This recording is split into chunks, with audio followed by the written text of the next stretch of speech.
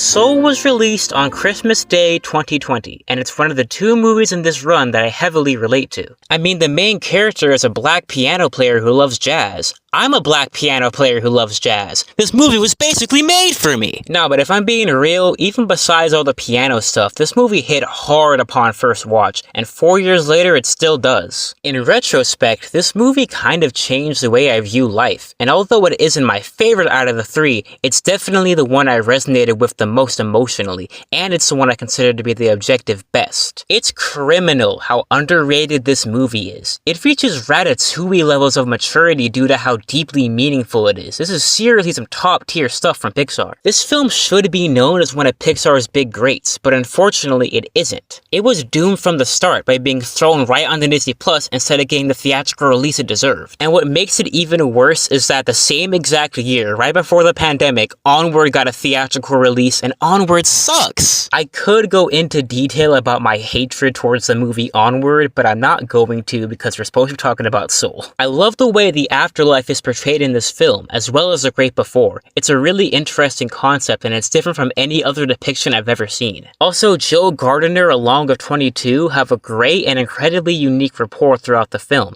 and are probably the most underrated duo in Pixar history. They both play a huge part in the individual journeys that they both take, and the lessons they learn by the end. I also like the juxtaposition of the realistic textures and environments mixed with the slightly more cartoony and stylized characters. It feels kind of similar to what they were trying to do in The Good Dinosaur, but unlike The Good Dinosaur, this movie isn't garbage. And speaking of the animation, I absolutely love how the piano playing is actually accurate, as well as the other instruments played in the film. Most animated movies don't do that, so that's really appreciated. As a matter of fact, the only other example I can think of is the guitar playing in Coco. All the jazz in this film is absolutely gorgeous, and in general the soundtrack is impeccable. And the art direction is amazing as well. This is a beautiful looking movie, and the way it's structured feels super different from most other Pixar movies, and it really does stand with the films that don't really feel like they're targeted towards children as much. There are a couple particular scenes that really had an impact on me that I want to touch on. Firstly, both scenes where Joe is in the zone while playing piano are strikingly accurate to how it really feels to be completely consumed by the music you're playing, with the second scene hitting even harder as it's Joe realizing that his life had meaning well before he achieved his dream of playing in a quartet. Those parts are definitely highlights in the film for me, as well as the barbershop scene, which is pretty simple, but it's the most authentic depiction of a black barbershop I've ever seen in an animated movie, so for that it's always been one of my favorites. Another scene that really hits is even more simplistic, but it's incredibly effective. It's the scene where 22 is just taking in their surroundings and noticing seemingly insignificant things, like the fresh